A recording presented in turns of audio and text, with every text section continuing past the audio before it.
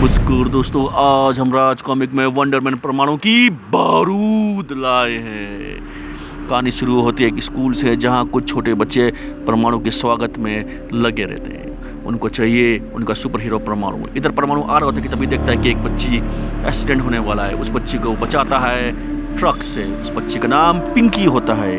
वो भी उसी जगह की लड़की होती है जहाँ पर बच्चे लोग परमाणु को बुला रहे होते हैं। परमाणु वहाँ आता है, बच्चों से मिलता है कि तभी वहाँ एक बच्चा पहुँचता है और कहता है कि ये उसकी आखिरी मुलाकात है। इतना कहते ही वो धमाके से उड़ जाता है। परमाणु इससे पहले कुछ कर पाता, वो दो बच्चों को बचा लेता है, लेकिन फिर भी वो पिंकी को नहीं बचा पाता। ये देख परमाणु की आंखें लाल हो जाती है और वो प्रतिशोध देता है कि वो उस शख्स को छोड़ेगा नहीं जिसने ये सब किया है।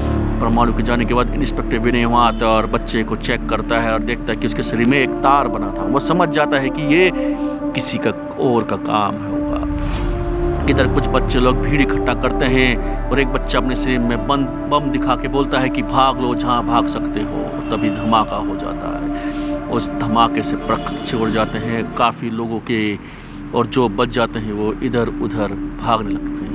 कुछ दर्द से करहा रहे होते हैं कि तभी दो बच्चे और बम लेके आते हैं और कहते हैं कि हमको रोकना मत, नहीं तो हम भी उड़ जाएंगे। इतना कहते ही वह इंस्पेक्टर विनय आता है और विनय को बोलता है कि तुम यहाँ पर रुक जाओ वरना हमारा मास्टर यहाँ आ जाएगा। विनय कहता है कि कौन है तुम्हारा मास्टर और क्या चाहता है। वो बोलता है कि उसको लॉकर में जाना है। कैसा लॉकर?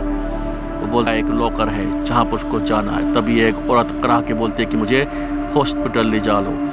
इतने में विनय कुछ समझ पाता कि वो बोलता है कि वो रहा, बारूद आ गया है। बारूद उस औरत को मारता है। इससे पहले विनय कुछ कर पाता, इधर वो लड़का चीख पड़ता है और बस एक तेज धमाका। बारूद कहता है कि ये तो टेलर है इंस्पेक्टर, सामने से हट जा, मुझे बैंक जान दे वरना ये देख। तभी वो एक और आदमी को उठा के फेंकता है। बोलता है बारूद की ताकत तूने देखी नहीं है। बारूद लॉकर रूम में जाता है, लॉकर का दरवाजा तोड़ने की कोशिश करता है। फिर वो और अंदर जाता है और कहता है कि ये चूहे मेरा रास्ता नहीं रोक सकते। वो बैंक मैनेजर को बोलता है मुझे चाबी चाहिए, और फिर वो जाता है अंदर और लॉकर से जो उसको चाहिए वो उठा लेता है। बारूद ये सब लेने के बाद वहाँ से निकल पड़ता है। विनय रोकता है लेकिन बारूद बोलता है मेरा रास्ता रोकना मत, और इसके बाद बारूद पुलिसमैन को भी उड़ा देता है और वो वहाँ से निकल पड़ता है। इधर विनय कपड़े चेंज करके परमाणु बन के उसको ढूंढता है। प्रोफेसर बोलता है कि उसकी लोकेशन मुझे मिल गई। इसके बाद परमाणु उन बच्चों को अपने परमाणु से निकाल लेता है। बारूद कुछ समझ पाता। इतने में बारूद बोलता है कि सब मेरे इस जादुई अंगूठी का कमाल है जिसमें बच्चों को ब्रेन वॉश करके उनको बम बनाता हूँ। कि तभी वहाँ परमाणु वहाँ पहुँचता है। परमाणु बोलता है रुक जा बारूद, यही है वो बेल्ट जिससे तू कंट्रोल कर रहा था ना। बारूद इतने में अंगूठी चलाता है।